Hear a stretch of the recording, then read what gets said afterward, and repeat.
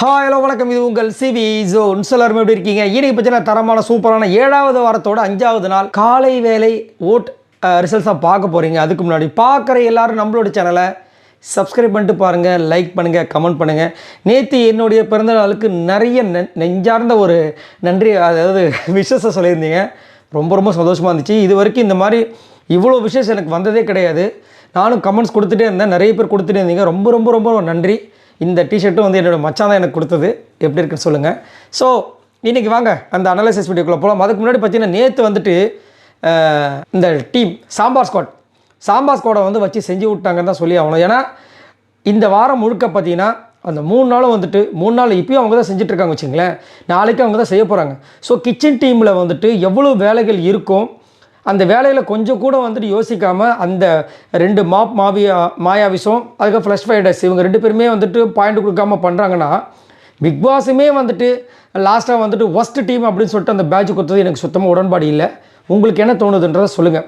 அதே மாதிரி அவங்களுக்கு வந்து ஏற்கனவே கஷ்டம் இருக்கும்போது திடீர்னு வந்து ஒரு ஸ்லேட்டை கொடுத்து இந்த ஸ்லேட்டில் எழுதுறதையும் அவங்க எக்ஸ்ட்ரா அடிஷ்னலாக பண்ணணும்னு சொன்னதுக்கு பின்னாடி விஜய் சேதுபதிக்காக இந்த விஷயங்கள் வந்துருக்குமோ. ஏன்னா ஆல்ரெடி அவங்க வந்து கஷ்டத்தில் இருக்காங்க. கிச்சன் எவ்வளோ கஷ்டங்கள் இருக்குது, கூட பிக் பாஸ் வேறு இதை வேறு சொல்லியிருக்காரு. அப்படி இருந்தும் நீங்கள் வந்து அவங்கக்கிட்ட வந்து பர்ஃபார்மன்ஸ் சரியில்லைன்னு சொல்லிட்டு ஒரு காயின் கொடுக்குறீங்களே, இது உங்களுக்கே மனசாட்சிக்கு உறுத்தலையா அப்படின்ற மாதிரி வேறு விதமாக கேட்பார்ன்ற மாதிரி தோணுது. அதை பற்றியும் சொல்லுங்கள். அதுக்காக தான் இதை கிரியேட் பண்ணியிருப்பாங்கன்ற மாதிரி தோணுது. அதுக்கப்புறம் வந்து கமருதீன் சூப்பராக வந்து ஒரு விஷயம் பண்ணார். இதை எல்லாருமே செஞ்சுருந்து அங்கே மாசாக இருந்திருக்கும். ஏன்னா என்கிட்ட மட்டும் 500ல் 1000 காயின் கிடச்சிருந்தா கூட அதை நான் வந்து சாம்பார் ஸ்குவாட் கொடுப்பேன். ஏன்னா வயிறார வந்துட்டு மனதார வந்து சாப்பாடை போட்டாங்க, சாப்பாடில் குறைய வைக்கல. அதனால் கண்டிப்பாக நம்ம சொல்லியே ஆகணும், அவங்களுக்கு நம்ம வாழ்த்து சொல்லணும்னு சொல்லிட்டு அவருக்காவது அந்த மனசு இருந்துச்சுன்ற மாதிரி சூப்பராக ஒரு விஷயம் பண்ணார். உண்மையிலே கமருதீனுக்கு ஒரு ஹேட்ஸ் ஆஃப் தான் சொல்லி ஆகணும். இதை பற்றிலாம் உங்களோட கருத்துக்களை சொல்லுங்கள். இப்போ வாங்க அந்த அனாலிசிஸ் வீடியோக்குள்ளே போகலாம். ஃபர்ஸ்ட் பிளேஸில் யார் இருக்கா பார்த்தீங்கன்னா நம்மளுடைய திவ்யா இருக்காங்க. இவங்க எவ்வளோ ஓட்ஸ் வாங்கியிருக்காங்க அப்படி பார்த்தீங்கன்னா 1,154 ஓட்ஸ் வாங்கியிருக்காங்க. ஓட்டிங் பர்சன்டேஜ் பார்த்தீங்கன்னா 14.1. ஸோ திவ்யா நல்ல திறமையான ஒரு போட்டியாளர், அது மாற்றுக்கிறதே கிடையாது. பட் ஃபஸ்ட்டு பொசிஷன் அளவுக்கு அவங்க வந்து பர்ஃபார்மன்ஸ் பண்ணுறாங்களா கேட்டிங்கன்னா கிடையவே கிடையாது. அது மட்டும் இல்லாமல் இன்னுமே வந்து அந்த வெஞ்சன்ஸில் இருக்க. ஆனால் இன்றைக்கி வந்து கனியை வந்து போட்டு புரட்டி எடுத்தாங்க. அதெல்லாம் மாஸ். ஏன்னா கனி வந்து ஒரு இடத்துல வந்துட்டு தவறுதலாக வந்து போர்ட்ரி பண்ணிகிட்டே இருக்காங்க சாம்பார் கூட. அப்போ வந்து டப்புன்னு அவங்கள உள்ளே வர வச்சு அந்த இடத்துல வச்சு கலாச்சாங்க. இந்த ரவா கஞ்சி சொன்னது யார்? நீங்களா நாங்களா? லேட் பண்ணணும்னு சொன்னது யார்? நம்ம எல்லோரும் தானே சேர்ந்து பண்ணோம். இப்போ நீங்கள் தனியாக கண்டிட்டு போகிறீங்க, எங்களை மட்டும் மாட்டி விட்றீங்க அப்படின்னு கேட்டவுடனே அவங்க பதறிட்டாங்க. அதெல்லாம் மாசான ஒரு விஷயந்தான். என்ன ஒன்று, இன்னுமே விஜய் பார்வதி கிட்ட அந்த வஞ்சன்ஸை வந்துட்டு வச்சுட்டே இருக்காங்க. அதை கொஞ்சம் மாற்றினா நல்லாயிருக்கும், மாற்றவங்க நினைக்கிறேன். 2வது பிளேஸ் பார்த்தீங்கன்னா நம்ம விஜய் பார்வதி இருக்காங்க. இவங்க எவ்வளோ ஓட்ஸ் வாங்கியிருக்காங்க அப்படி பார்த்தீங்கன்னா 91,898 ஓட்ஸ் வாங்கியிருக்காங்க. ஓட்டிங் பர்சன்டேஜ் பார்த்தீங்கன்னா 12.94. ஸோ விஜய் பார்வதியோட மறக்க முடியாத ஒரு நாள்னா அது கண்டிப்பாக நேற்று தான் சொல்லி ஆகணும். ஏன்னா இவ்வளோ நாள் 3 நாள் வந்து அடக்கி வச்சுன்றது எல்லா விஷயத்தையும். அதுவும் விக்ரமெல்லாம் செம்ம காலம் இருந்தாங்க. இன்றைக்கி அவரை குனியை வச்சு முட்டி போட வச்சு குப்பையை அள்ள வச்சு அவங்க பானாங்க பாருங்க பாட்டு அட்டா. அவங்களும் சந்தோஷம், அவங்களுடைய ஃபேன்ஸும் சந்தோஷம். ஆனால் விக்ரம்லாம் வாழ்நாளே மறக்க மாட்டார். அந்த அளவுக்கு ஒரு விஷயத்த வந்து பண்ணாங்க. அப்படியே ஒரு மாதிரி மிரண்டிட்டாப்பில் செம்மையாக இருந்துச்சு. அதாவது சான்ஸ் கிடச்சிருச்சு, வச்சு செஞ்சுட்டாங்க. அது ஒன்றும் பண்ண முடியாது. அதே மாதிரி வந்துட்டு என்டர்டெயின்மெண்ட் தானே கேட்டிங்க. நாங்கள் வந்துட்டு இப்போ வந்து பூண்டு உரிக்க போகும்போதே டான்ஸ் ஆடுவோம்னு சொல்லிட்டு டான்ஸ் ஆடிட்டே வந்துட்டு பூண்டு உரிக்கிறாங்க. அதெல்லாம் அல்டிமேட்டு வேற மாதிரி இருந்துச்சு. யாரில் ரசிச்சுங்கன்ற சொல்லுங்கள். 3வது பிளேஸ் பார்த்தீங்கன்னா நம்மளுடைய விக்ரம் இருக்கார். இவர் எவ்வளோ ஓட்ஸ் வாங்கியிருக்காரு அப்படி பார்த்தீங்கன்னா 74,480 ஓட்ஸ் வாங்கியிருக்காரு. ஓட்டிங் பர்சன்டேஜ் பார்த்தீங்கன்னா 10.49. ஸோ விக்ரம் சூப்பரான ஒரு பிளேயர் தான், அதுவும் மாற்றுக்கருத்து கிடையாது. ஆனால் நேற்று ஒரு சம்பவம் பண்ணார். யாரும் நோட் பண்ணி சொல்லுங்கள். இவருடைய வசதிக்காக இந்த டாஸ்க் ஸ்டார்ட் ஆன வீக்லி டாஸ்க் ஸ்டார்ட் ஆனவுடனே அந்த முடியும் போது இந்த காயின்ஸ் கொடுக்கும்போது யார் முதல்ல வரணும்னு சொல்லும்போது சாபுத்திரியை வந்து இன்ட்ரடியூஸ் பண்ணது இவர் தான். அந்த சாபுத்திரி தோற்றது இவங்க தான். தோத்துட்டாங்களா, அப்போ அவங்க தான் ஃபஸ்ட்டு போய் வந்தாங்களா. 2வது சாபுத்திரி போட்டாங்க. இப்போ 3வது என்ன பண்ணணும், சாபுத்திரி தான் போடணும். ஆனால் அப்போ மட்டும் என்ன பண்ணுறாங்க, இவங்க தான் வரணுன்றாங்க. இது எவ்வளோ ஒஸ்ட்டான ஒரு விஷயம். இதில் வேறு வந்து சாண்ட்ராங்க நிற்கும் போது டான்ஸ் ஆடுறாரு. அவர் வந்து வெறுப்பை தராராம். என்னையா இது, இந்த மாதிரி நீங்கள் டான்ஸ் ஆடும் போதெல்லாம் வந்து உங்களுக்கு வந்து ஃபுல்லாக வந்து ஹேட்டர்ஸ் தான் வந்து வந்துட்டுருக்காங்க. ஏன் இந்த மாதிரி வந்து இன்னும் பண்ணுறாங்க தெரியல. இதில் இன்னொரு விஷயம் என்னென்னா விஜய் சேதுபதிட்டு பாருங்க, விஜய் பார்வதி வந்து அடித்த அடியில் அவருக்கு என்ன பண்ணு தெரியல. அப்போது டைலாக் எமோஷனலாக விட்டா இந்த பொண்ணு வந்து கொஞ்சம் பிளாக்காக சைலண்ட் ஆகிடும் நினச்சிட்டு, பா அவங்க கலாய்க்கட்டும்ப்பா, எனக்கு இந்த வீடு கோயில் மாதிரிப்பா, அந்த ஐயா வந்து என்னை நம்பி இந்த வீட்டில் விட்டுருக்காரு, இந்த வீடை நான் பத்திரமா பார்த்துக்கணும்னு சொல்லிட்டு பொறுக்கிட்டு இருக்காப்புல. அதாவது தெரிஞ்சு போச்சு, கீழே விழுந்தாலும் மீசையில் மண் ஓட்டாமல் நீங்கள் பார்க்குறீங்க. சூப்பர் பாடுற மாதிரி இருந்துச்சு. ஆனால் கண்டிப்பாக விக்ரம் வாழ்நாள மறக்க முடியாத ஒரு நாள் நேற்று தான். 4வது பிளேஸ் பார்த்தீங்கன்னா சபரி இருக்காரு. இவர் எவ்வளோ ஓட்ஸ் வாங்கியிருக்காரு அப்படி பார்த்தீங்கன்னா 60,243 ஓட்ஸ் வாங்கியிருக்காரு. ஓட்டிங் பர்சன்டேஜ் பார்த்தீங்கன்னா 8.48. ஸோ சபரியை பற்றி நான் என்ன சொல்கிறது, நேற்று பெருசாக ஒரு பர்ஃபார்மன்ஸும் இல்லை. இவரெல்லாம் வந்துட்டு அந்த கதை சொல்லும்போது என்ன சொல்கிறாரு, அப்பா கவலைப்படாதீங்க, வரும்போது நான் கப்போடு வரேன், டீ கப்போடு வரணும்னா சொல்லுங்கள், கப்புலாம் உங்களுக்கு கிடைக்காது. ஏன்னா எல்லாரும் பர்ஃபார்மன்ஸ் உயிரை கொடுத்து பண்ணிட்டு இருக்காங்க. ஒரு பக்கம் வந்து விஜய் பாரு அடிச்சுன்னு போகிறாங்க, கமருதி ஒரு பக்கம் போகிறாரு, திவ்யா ஒரு பக்கம் மிரட்டுறாங்க, என்னென்னமோ பண்ணிட்டு இருக்காங்க. இவர் எதுவுமே பண்ணாமல் அப்பா நான் வரும்போது கப்போட வரேன்ப்பா, சூப்பர்ப்பா, போகும்போது புரு காப்பி வச்சுருப்பாங்க, எடுத்துகிட்டு போயிடுப்பா, என்னத்த சொல்ல. இதில் வேறு வந்துட்டு பலாரம் அரைஞ்சிட்டார் ரம்யாவை. அதுக்கு வந்துட்டு அமித் அங்கே டென்ஷன் ஆகிறாரு. இவர் கோச்சிட்டு போகிறாரு, அப்படியே போயிடுப்பா, இங்கே வர வேணாம், ஏன்னா உனக்கு மெச்சூரிட்டி இருக்கும், உனக்கு அது இருக்குது இது இருக்குன்னு நினச்சி நாங்கள் வந்து ஏமாந்துட்டோம், நீ அப்படியே போயிடுப்பான்ற மாதிரி இருந்துச்சு.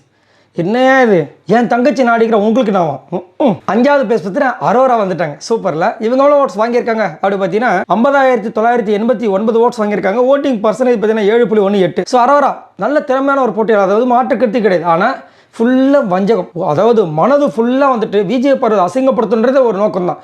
நேற்று கொஞ்சோண்டு கேப் தான் கிடச்சிது, கொஞ்சம் கேப். அதுலேயும் வந்து கமருதீன் உட்கார வச்சு முன்னாடி மூஞ்ச ஜூமில் வச்சு மாறு கமருதீன், உனக்கு ஒரு விஷயம் தெரியுமா, உள்ளே வரும்போது என்ன சொல்லிச்சு அந்த பொண்ணு, விஜய் பார்வதி வெளியே ஒருத்தனை லவ் பண்ணுற சொல்லிச்சுல, இங்கே வந்து உன்னைய லவ் பண்ணுற மாதிரி பண்ணிட்டு இருக்குல்ல, எதுக்கு பொசசிவ் ஆகணும், சரி அவங்ககிட்ட வந்துட்டு நான் உன்னை லவ் பண்ணலன்னு சொல்லிச்சா, அவனே வந்துட்டு ரெஸ்பான்ஸ் பண்ணல, நான் தான் சொல்லிட்டு வந்தேன் சொல்லிட்டு வந்தாங்க.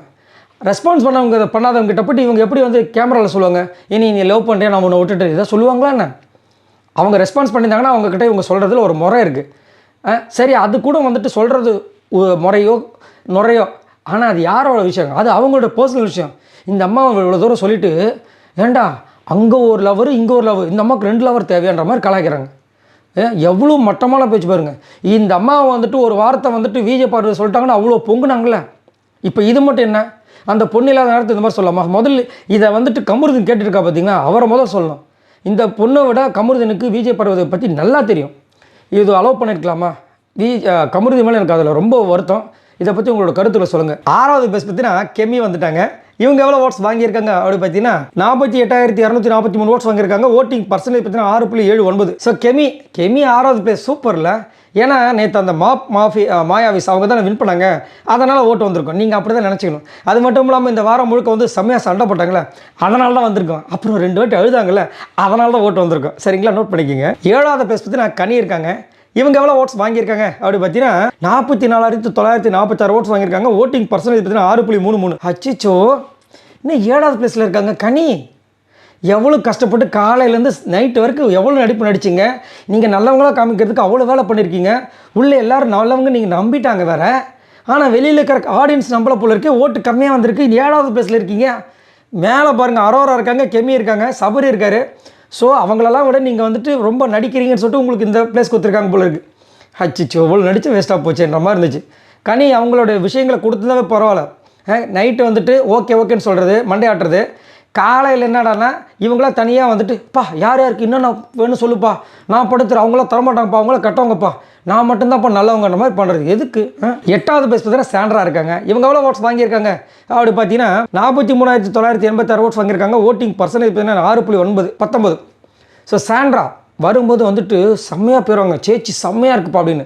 இப்போ நடிப்பு அரக்கின்னு பேர் வாங்கிட்டாங்க. அதுலேயும் குறிப்பாக வந்துட்டு ரொம்ப வெஞ்சன்ஸு. அதுலேயும் விக்ரமை பார்த்தா பிடிக்கல, கனியை பார்த்தா பிடிக்கல, அதேமாதிரி கனிக்கு சாண்ட்ரா பார்த்தா பிடிக்கல, விக்ரமுக்கு சாண்ட்ரா பார்த்தா பிடிக்கல. என்ன அது புது காம்பினேஷனாக வருது. எஃப்ஜே வாய் அவரே ஒரு சொல்லிட்டாருங்க, இவங்கன்னா ஒப்புச்சப்பா கேப்டனா போய் உட்காருங்க அப்படின்ட்டு. அவ்வளோதான். அதுக்கு அவங்க பண்ணுறாங்க பாருங்க, விஜய் பார்வதி மேலுன்ற மாதிரி இருந்துச்சு.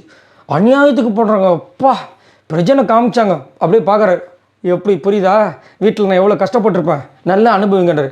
நாங்கள் ஏன் அனுபவிக்கணும், இந்த இப்போ ஓட்டை கம்மி பண்ணி அவங்கள வெளியே அனுப்பிச்சிட்றோம் அப்படி மாதிரி மக்கள் வந்து ஓட்டை கம்மியாக போட்டிருக்காங்க. 9வது பிளேஸ் பார்த்தீங்கன்னா வியானா இருக்காங்க. இவங்க எவ்வளோ ஓட்ஸ் வாங்கியிருக்காங்க அப்படி பார்த்தீங்கன்னா 41,315 ஓட்ஸ் வாங்கியிருக்காங்க. ஓட்டிங் பர்சன்டேஜ் பார்த்தீங்கன்னா 5.82. ஸோ வியானா அந்தர் பெல்ட் அடிக்கிறாங்க பார்த்தீங்கன்னா, ஆகாசத்துக்கு அடிக்கிறாங்க. காலையிலேருந்து நேற்று காலையிலலாம் பார்த்தீங்கன்னா ஃபுல்லாக வந்து ஒரே குரூப்பாக இருந்தாங்க.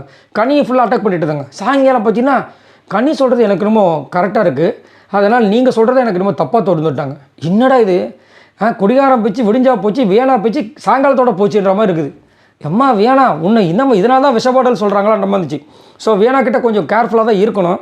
அதேமாதிரி வியானா இதெல்லாம் கூட ஓகே, ஆனால் எஃப்ஜே கிட்ட மட்டும் வேண்டாமா, நல்லா இல்லை அப்படின்றது என்னோட கருத்து. உங்களோட கருத்து சொல்லுங்கள். 10வது பிளேஸ் பார்த்தீங்கன்னா பிரஜன் இருக்காரு. இவர் எவ்வளோ ஓட்ஸ் வாங்கியிருக்காரு அப்படி பார்த்தீங்கன்னா 39,886 ஓட்ஸ் வாங்கியிருக்காரு. ஓட்டிங் பர்சன்டேஜ் பார்த்தீங்கன்னா 5.62. ஸோ பிரஜன் உண்மையிலேயே எனக்கு ரொம்ப பிடித்த நபர். ஆனால் இந்த பிக் பாஸ் சீசன் லைனில் வந்துட்டு வரும்போது எவ்வளோ வீரப்பாக வந்தாரோ அந்த வீரப்பு சுத்தமாக இல்லை.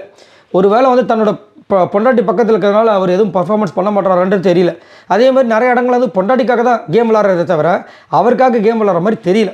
அதுவும் ஒரு விஷயம் வர நேற்று வந்து பண்ணார். அந்த வீடியோ ஆல்ரெடி போஸ்ட் பண்ணியிருந்தேன். சுபிக்ஷா ரொம்ப கேவலமான ஒரு வார்த்தை பேசியிருந்தார். எனக்கு சுத்தமாக அது பிடிக்கல. அதை வந்து கரெக்ட் பண்ணணும், இல்லைன்னா நல்லா இருக்காது. கண்டிப்பாக வந்து மக்களும் கரெக்ட் பண்ணிவிடுவாங்க. 11வது பிளேஸ் பார்த்தீங்கன்னா அமித் இருக்கார். இவர் எவ்வளோ ஓட்ஸ் வாங்கியிருக்கார் அப்படி பார்த்தீங்கன்னா 39,184 ஓட்ஸ் வாங்கியிருக்காரு. ஓட்டிங் பர்சன்டேஜ் பார்த்தீங்கன்னா 5.52. ஸோ அமித் நல்ல ஒரு சூப்பரான மனிதர், அது வந்து மாற்றுக்கிறது கிடையாது. எனக்கு தெரிஞ்சு இவருக்கு மட்டும் தான் ஹேட்டர்ஸே இருக்க மாட்டாங்கன்னு நினைக்கிறேன். வெளியில் உள்ளே வந்து எஃப்ஜே இருக்காப்புல. பட் சூப்பரான தங்கமான ஒரு ஆள், நல்ல இலகன மனசு. யாராவது அழுதா கூட இவங்க அழுகிறாரு. சவுண்டு வெளியில் கேட்டால் கூட அழுகிறாரு. எப்போ அது ரெக்கார்டுப்பா இருந்தாலும் அழுவேன்றாரு. இன்னும் இவ்வளோ இலகன மனசாக இருக்கீங்க. 12வது பிளேஸ் பார்த்தீங்கன்னா சுபிக்ஷா இருக்காங்க. இவங்க எவ்வளோ ஓட்ஸ் வாங்கியிருக்காங்க அப்படி பார்த்தீங்கன்னா 38,396 ஓட்ஸ் வாங்கியிருக்காங்க. ஓட்டிங் பர்சன்டேஜ் பார்த்தீங்கன்னா 5.41. ஸோ கண்டிப்பாக இந்த வாட்டி வந்து சுபிக்ஷா வந்துட்டு பாராட்டி ஆகணும். சூப்பராக பர்ஃபார்மன்ஸ் பண்ணாங்க, அது வந்து மாற்றுக்கிறது கிடையாது. ஆனால் இருந்தாலும் ஓட்டு ரொம்ப கம்மியாக தான் இருக்குது. சுபிக்ஷா உங்களுக்கு பிடிக்குமான்றதை சொல்லுங்கள். லாஸ்ட்டாக பார்த்தீங்கன்னா ரம்யா இருக்காங்க. இவங்க எவ்வளோ ஓட்ஸ் வாங்கியிருக்காங்க அப்படி பார்த்தீங்கன்னா 36,523 ஓட்ஸ் வாங்கியிருக்காங்க. ஓட்டிங் பர்சன்டேஜ் பார்த்தீங்கன்னா 5.13. ஸோ ரம்யா கண்டிப்பாக வந்துட்டு மெட்ராஸ் பட செவரு மாதிரி எத்தனை பேரை காவ வாங்குறது. இந்த வாட்டி இந்த செவரு யாரை காவ வாங்க போது தெரியலையேன்ற மாதிரி இருக்குது. அதுலேயும் ரம்யாவுக்கு வந்துட்டு இந்த ஒஸ்ட்டு பர்ஃபார்மன்ஸில் வந்துட்டு சாண்ட்ரா பூச்சி போடுமா. சரி ஓகே சந்தோஷம். விஜய் பார்வதி பூச்சி போடுமா. ஏன் அப்படின்னா இன்றைக்கி எல்லோரும் ட்ரிகர் பண்ணுற மாதிரி பேசுகிறாங்க. ஏம்மா நீ வந்ததுலேருந்து அதை தான் பண்ணிகிட்ருக்க, என்னைய உங்களால் அனுப்ப முடியாது, நாங்கள் ஆனால் அவங்கள அனுப்பிடுவோமேன்ற மாதிரி பேசிகிட்டு இருக்காங்க. பட் இருந்தாலும் இவங்களை பார்த்தா கொஞ்சம் பதப்பதப்பாக இருக்குது. ரம்யா போவாங்களா இந்த வாட்டின்றது நீங்கள் தான் சொல்லணும். மறக்காமல் கமெண்ட்ஸ் பண்ணுங்கள். பட் கண்டிப்பாக வந்து ரம்யா போகணும், இல்லை சுபிக்ஷா போகணும். அமித் கூட டவுட்டு தான். சரி உங்களோட கருத்துக்களை சொல்லுங்கள். சரி லாஸ்ட்டாக வந்துட்டு இவங்க எல்லோரும் மொத்தமாக ஓட்ஸ் இது வரைக்கும் பார்த்தீங்கன்னா 7,10,243 ஓட்ஸ் வாங்கியிருக்காங்க. ஸோ இந்த வாரம் கண்டிப்பாக வந்துட்டு போன வாரமே டபுள் எவிக்ஷன் இருக்கிறதுக்கு வாய்ப்பு இருந்துச்சு. 2 பேர் தூக்கிட்டாங்க. கடைசியில் கனி வந்து தப்பிச்சுட்டு வந்தாங்க. பட் இந்த வாட்டி வந்து மிஸ் ஆகாது. 2 பேர் கண்டிப்பாக தூக்குவாங்கன்னு தான் தோணுது. உங்களுக்கு என்ன தோணுது சொல்லுங்கள். அந்த மாதிரி 2 பேர் தூக்குனாங்கன்னா யார் வெளியே போகணும் மறக்காமல் கமெண்ட்ஸ் பண்ணுங்கள், லைக் பண்ணுங்கள். பாய் நண்பர்கள்.